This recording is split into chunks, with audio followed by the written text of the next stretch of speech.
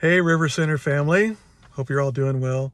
Hey, I've seen a lot of people doing videos from vehicles, from cars, and I thought, hey, let's give it a shot. Uh, so this morning, I'd like us to just think about the goodness of God. Surprise, Gary B sharing about the goodness of God. It's my default setting. Uh, but I think that as we ponder this, we need to ponder in Ephesians chapter 1, where it talks about he picked me, he chose me, he loves me, he adopted me, he slathered his grace upon me. And he even allowed these things that are coming our way in our life that come.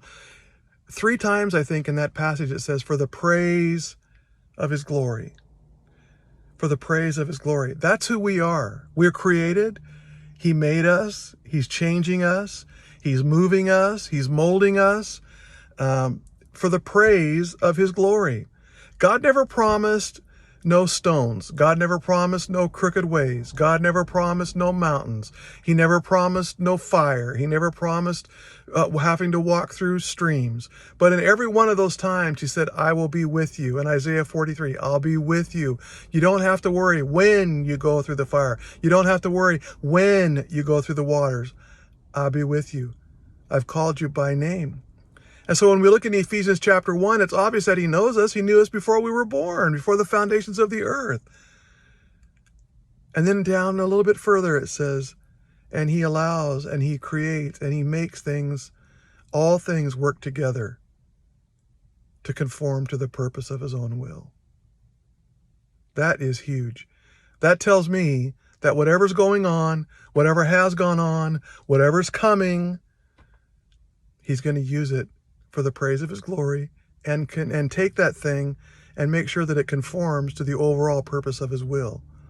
For the nation, for the nations, for the peoples, for the people, for you, for me. Created for the praise of his glory, and he's going to continue to work on our behalf for the praise of his glory.